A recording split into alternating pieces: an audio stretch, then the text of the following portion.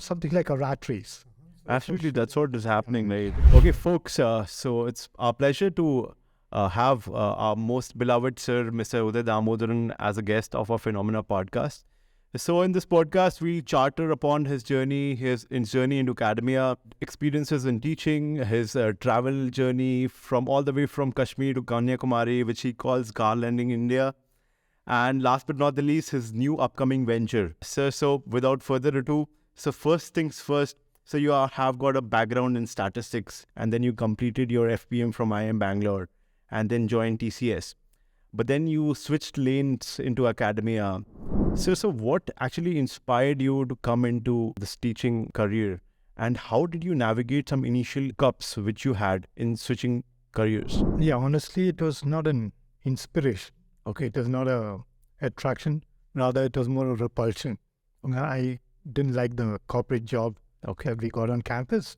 So therefore, after about 1 year of working in our campus job, both Suma and me decided that we should maybe try a different career. So it was not really an attraction, but more a repulsive force that pushed us into teaching. That was way back in 1988 at IIM Bhubaneswar. But then actually I had a small stint of not MBA teaching, but while we were working in Hyderabad, my professor, my PhD guide, Professor Prasanna Chandra, he had at that time started the ICFAI. Indian CFA. Correct. And then he asked me whether I could handle the evening classes, the sort of coaching classes for CFA while working in Hyderabad. So I was a little apprehensive because I hadn't never taught. Correct, absolutely. Suma was my wife Suma was a natural born teacher, but I hadn't ever taught. So therefore I was a little apprehensive. But then the first few classes, because these guys were guys who were working, many years of work experience. Yes. And therefore the first few classes I felt comfortable, and therefore we decided, okay, we'll take the plunge. And in that sense, yeah, it was a challenge because we were young. Even the MBA batches that we taught were older than us. We had studied stuff in books, but the whole idea of transferring it to students, we didn't know whether we would be able to do it, but it went off when we enjoyed it. Wow. Inspiring. So how did the MBA look like back in those days without, less of technology? Yeah, content-wise, I guess it is especially finance. The core concepts, risk, return, time value of money, diversification. Absolutely. That has remained rock solid. Correct. But then when did we start teaching? 1988. And soon after that, we had the so-called economic liberalization in India. Correct, yeah. Which was more of financial liberalization. Exactly, yeah. So we had an explosion, veritable explosion of products, marketplaces changed. So therefore, the concepts remained by and large the same. But products, marketplaces, the speed at which things were happening, the sort of data that was available, that changed hell of a lot. And more than the subject itself, the way that we taught. That is, in the initial years of teaching, we had the upper hand over students. Because we would, let's say the annual reports of companies, we would have access to it. Where students wouldn't get hold of it. Yeah, there used to be hard copies back then, right? Yeah, I used to get thick reports of companies. Yeah. And therefore, we had these Bombay Stock Exchange directories that we used to get. So even that was you had an upper hand with students. You would go to class and say, okay, this. Then the internet changed things because it flattened the world as students had more access. So that's a challenge. Then we had stuff like Bloomberg, which brought in more analytics, and then some faculty said, are we redundant? Today we have stuff like ChatGPT, and you wonder whether what would going to happen. By the way, I guess you guys should have a podcast with ChatGPT now. Yeah, looking forward to it. I hope you don't ask me questions like, what is the future of finance? Or because those are things that ChatGPT will soon, or AI or large language models will actually be able to give answers to. So at every juncture, there was this question mark. Will teaching become redundant? Will teachers become redundant? Because that's what has been happening. Information, analytics, coming closer and closer to the user, that is the student. Correct. Yeah, I think most of the things is getting finer and more efficient rather than being redundant. Yeah, the stuff like, let's say, like the data labels in Excel or Google Sheets Correct. being integrated with live feed. Correct. So today we have, especially in finance, you can bring the world into the classroom. Correct. Okay, it's like taking, it's like an ops class, showing the factory, the shop floor in class. So therefore, we can draw from CCIL website, or especially in India, it's so transparent. Exactly. That we see markets like the money markets, the debt markets. You can show it in class, which was impossible Earlier back in time, yeah, right. So how did you how did teachers, teach valuation at the time? Because there was no Microsoft Excel, there was not, so it would be very difficult to actually. Yes, computation side was slow. In fact, during my MSTAT days, when we were studying statistics, we had one half day which was devoted to what was called a laboratory session. Okay. Which basically meant you went to a and used the calculators and actually computed things. Okay. And otherwise, it's all abstract. So you're right in terms of desensitivity and also the what ifs. Exactly, correct. Running numbers, you could at most run one particular exactly, yeah, correct. Absolutely. So like very nice insight. So you have got very rich experiences, teaching across the best schools in our country. So what can you share some, valuable learnings in this whole of your teaching journey? Any valuable insights, and what's your take on education in transforming the overall society? That I don't know. Okay. Big thing. That is, I guess, education in whatever way. Yeah. Learning. That is, we define learning as a change in behavior. Correct. Whether you learn it in a formal thing, whether it's MBA, whether it's learning cycling, it's a change in behavior. Absolutely. So that human beings are doing it formally or informally. But as far as teaching finance is concerned, it's different. It's a thrill, it's a kick, because it's a very internally consistent body of knowledge. Absolutely. So therefore, there are no holes. So there is no question mark. There's no vagueness in the mind of the student.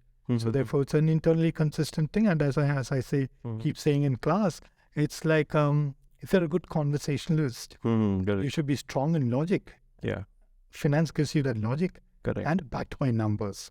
And therefore, it's a way of thinking. So therefore, what you see is that students transform in the way of thinking. Yeah, the overall thought process gets involved. Yeah. You learn to back up your arguments with numbers and numbers. Absolutely, yeah. Like even I have been through that transformation journey. So can you just emphasize, the roles of ethics into the finance industry? Because nowadays we see a lot of emphasis being put on to ethics. Yeah, I guess it's natural because in an MBA, we are actually training you guys to take up a professional career.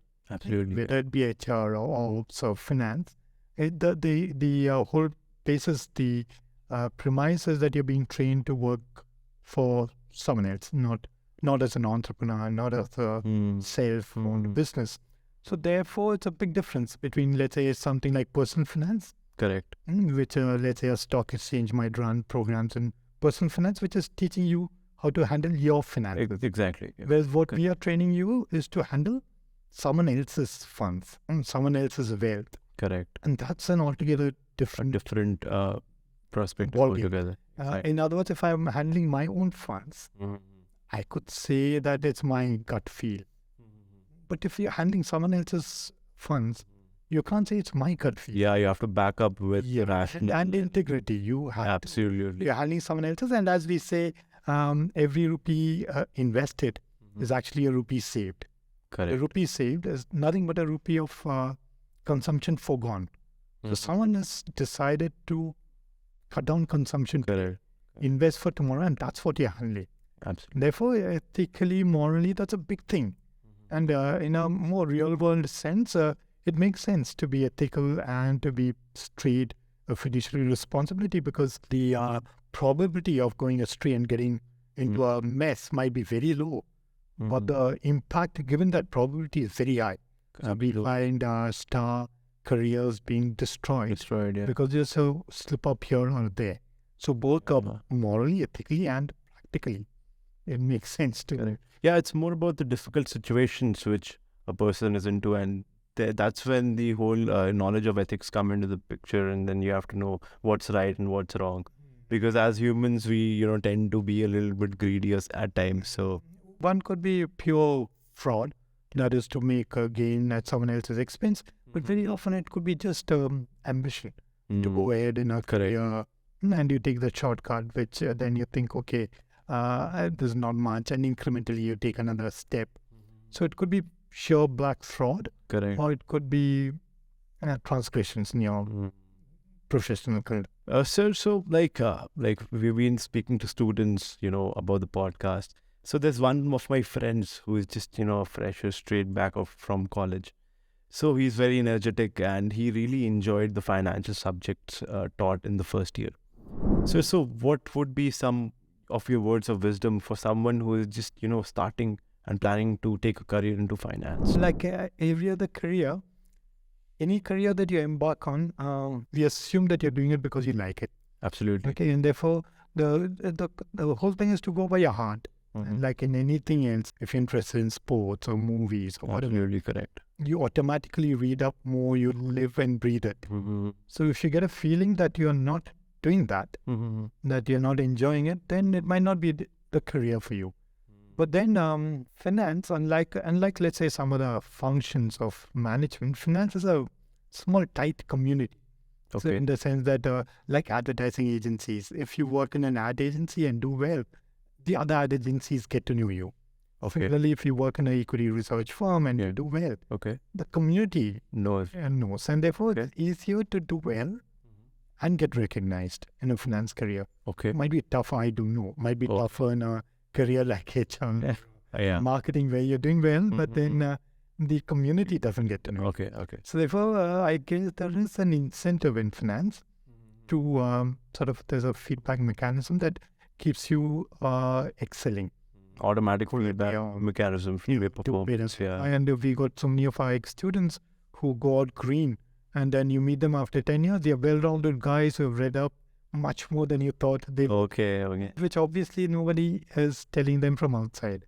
Is that thing to excel, because it's very easy to figure out your performance in a career. And that because it's so logical and structured, that performance most probably will come from you improving yourself. So it's a constant improvement, which you can do only if you're actually passionate about research. So basically go by your heart. By your heart, right? Very well, very well. So like some questions, you have been an avid traveler. How has traveling helped you transform your overall personality? I really don't know, but it makes you humble the way I travel. It makes you humble, and then you realize that you're traveling because there's diversity. If the world looked the same physically, what's the point of traveling? What's the point of traveling? And then you realize that it's diversity, and then you wonder, why would you want everyone to be like you? Or why would the world why do we impose a particular ideology or a particular thinking? Because a thrill is actually about experiencing something else. And therefore you revel in the thing, and then you realize the way I travel, because you're nobody when you travel. Absolutely. And therefore it makes you more humble. It doesn't matter whether you're a prof in an IIM. When you're on the road, you mustn't do it. Which brings you down to earth. And when you go to those tough places, the mountains, or they make you feel small. That is, you know that you're just a small bit, way too small to make an impact that way. So it makes you humble, I guess. Makes you more grounded. Wow. So what's, if you can share some, more travel experiences, what are some places which you absolutely cherished in your journey? Frankly, honestly, I've liked almost every place that I've been to. That is, it's every place is different, but then the mountains. Driving wise. It was the Indian mountains. The more and more that infrastructure improves, you feel a little sad because the challenge is gone. The highways look the same sort of median. And whereas even 10 years back when I drove around, each road had a character. For example, the Zojila Pass, when you enter the Ladakh plateau from Kashmir. Those all scary trips, and they were different. But if you were to tunnel hundreds of meters down and create a tunnel which is all weather, I guess part of the fun is gone. But That's Okay. Okay, so you like more of off-roading kind of stuff? Yeah, I'm not a road driver, so I can't go too off-road, but yes. Okay. So like, this is a fun question. So if you like get a time machine, if you ever come across a time machine, okay. So is there any aspects in your life you want to go back in time and you want to change it? In teaching, In your overall life career? one is maybe my temper. I'm short-tempered, contrary to what people think. Like in Oh yeah, exactly. Even I cannot agree with that. one of those many instances when maybe I was childish or puerile Okay. class. So maybe that. And second, teaching career-wise, I wish I didn't have to grade. That is, it's a morally repulsive.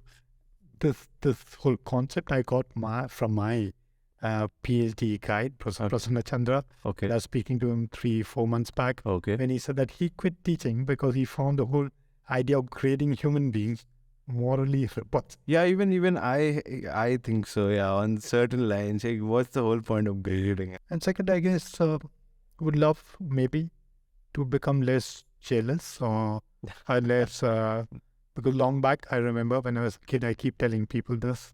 When I was a really small kid and everyone was going to park, my family, they asked me, you want to come? I said no. Then after they went to the park, I was hoping that it would rain because I didn't want them to enjoy. That's because I'm not there. Okay. And then when they came back and they said that we had great fun at the park, for a while it sort of hurts you. You feel that you missed out. But then you realize that you're from Jamshedpur. Correct. So therefore I remember going to an Loyola school for a talk to the 10th standard, 8 to 10 standard kids. Okay. That was tough. And that was back in which year? 2013 or 14, I think. Okay. And then one kid came and asked me that, look, all my friends can do this. They can play basketball. They are in this school band. I can't do anything. Okay. So I said, so what? You got great friends. Are they close friends? He said, yeah. So I said, learn to take joy from them. That is, you can say, my guy is a lead guitarist in the band. He's my friend. So therefore, if you can sort of take joy in others' achievements, then it multiplies your, which is easy to say. I'm still trying to get out of that feeling jealous or feeling this thing at someone else's success. But if you can do that, I guess, if you can get that out of the way, that's a huge. We've heard that, all over LinkedIn and other social media that you are stepping into a new venture, So, like, what's the inspiration for you to again switch lanes from academia and entering the backwaters into the hospitality business in Kerala? I guess because there's very little time and you had so many things to do. Okay. So therefore, it's a call. That is, we still love the academic profession, still get a huge joy out of that. But then the danger is that if you like something, you will never leave it. Oh, okay, yeah. And you don't know whether... what's the time which should... Yeah, it's enough for you, right? So therefore, you don't know. I mean, so it's a risk, but you don't know whether you want to do other things in life. So therefore, it's not that we are sort of had enough of an academic career. Okay. But we think that we should try other things that we've been wanting to do for many years, and that time is running out. Okay. So like, what's this new venture? Like, have you put a name or something like that, or? No name. Yeah, it's a name, but that's an informal name. Okay. But more it is that, for example, travel. How much can you travel? How much can you see? How many people can you meet? So what we are planning to do now is to stay put and run a homestay. Okay. And therefore, that is not travel, not go. My passport expired during the COVID period and I haven't sort of renewed the passport. Okay. So the idea is that now you don't travel, but you get the world to your place. Oh my God. Okay, that's... your ROI is higher than if you stay put. And you get every other traveler from across the world.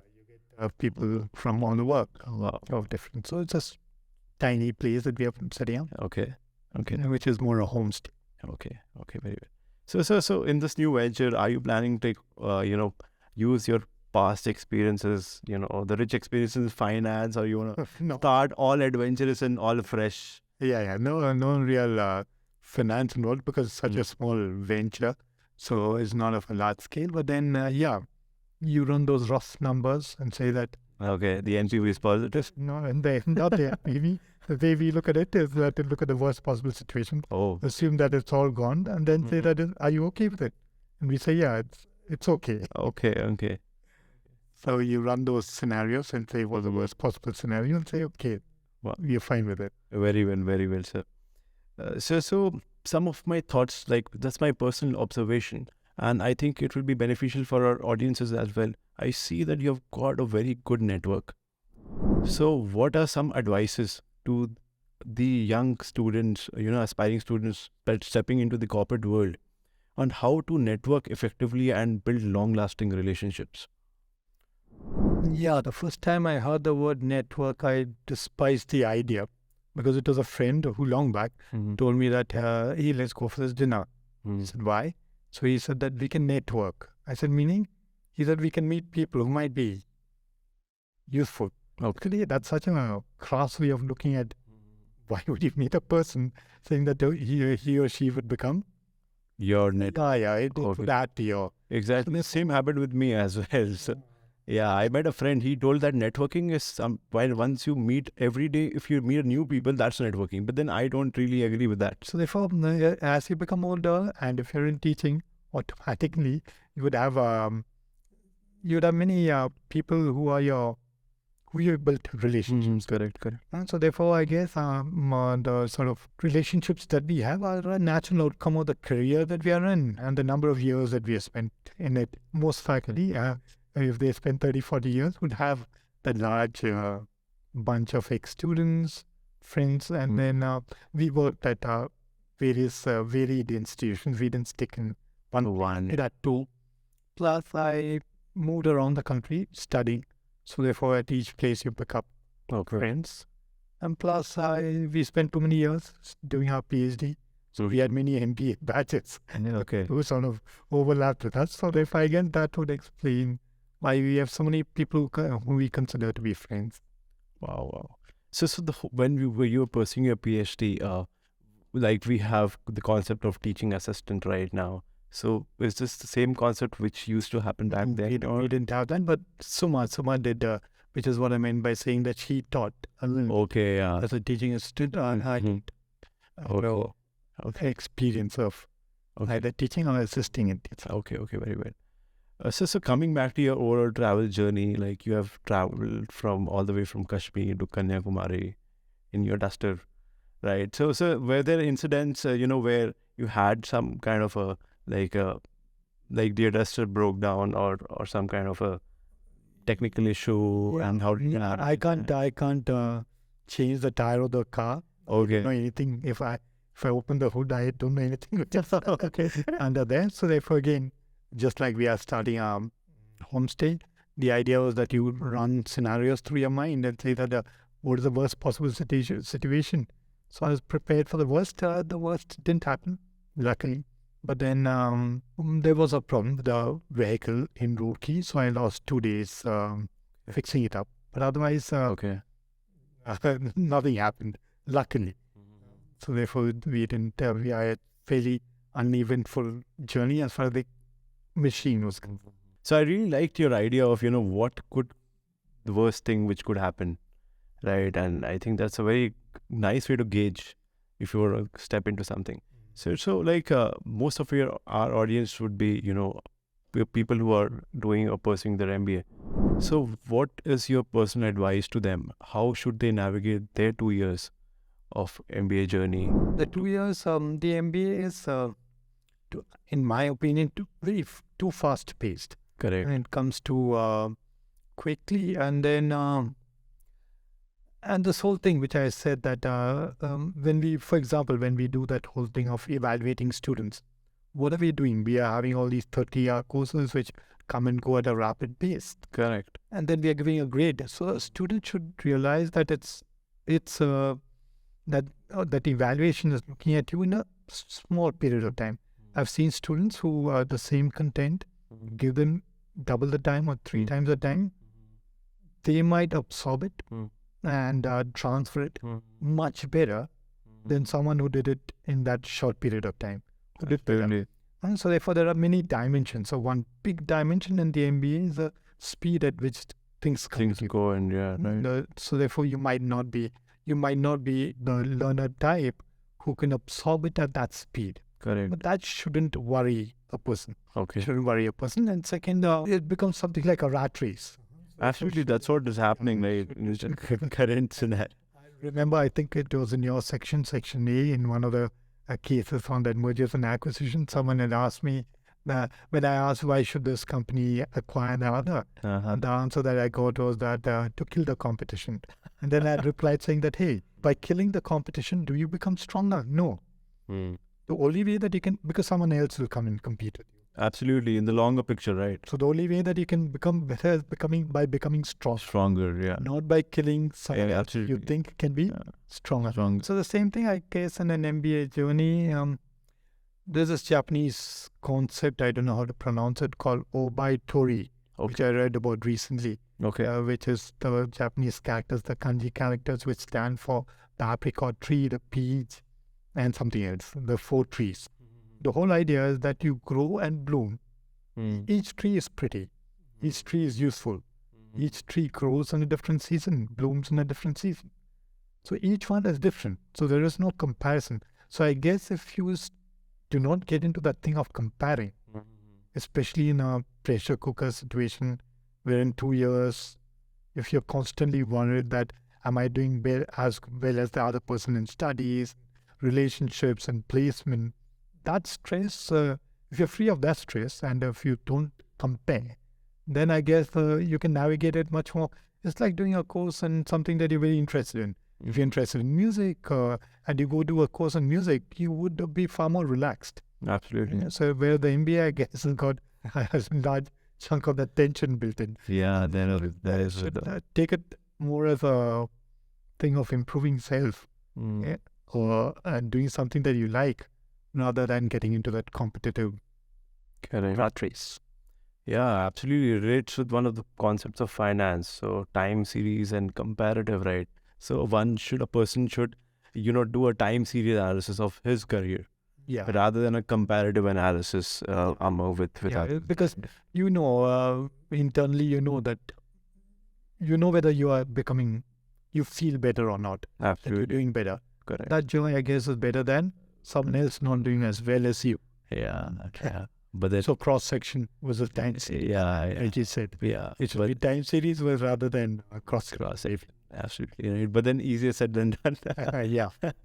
Easier said than done. So like coming to the concluding question of our podcast. So what would be some of your recommendations to our viewers on some of reading materials, shows, newspapers, which you can recommend to people who are seeking a career into finance? A lot of what I read and watch is recommendations from others, ex-students, and it's varied, and it's so varied that it's very difficult to say that this is a good thing. So each time you read something, you're excited about a particular book or a show that you watch. For example, there's this book called An Engine, Not a Camera, which describes the financial markets. Great read. Then Michael Lewis, I used to like his books, Liar's Poker, The Big Short, and right now I'm rereading Moneyball. For example, when you read Moneyball and you're a finance student, it hits you because they draw so much from derivatives. Okay, that is how they break up a player into little bits. Because in economics, we talk about a production economy. And things are produced, and an exchange economy. There's no production, but things are exchanged. And derivatives is a classic example of a exchange economy. So therefore, I guess those sort of cross-functional books, not textbook, but where you relate one concept from one field to another, right? That's for real time. But then no recommendations, because it's not again ChatGPT should give an answer. Yeah, it will give me an exhaustive list of I don't know how many. Much more complete than maybe I can. Correct. So that's it. Really appreciate your time and your effort of coming here and recording with us. So thanks a lot, sir. Thank you.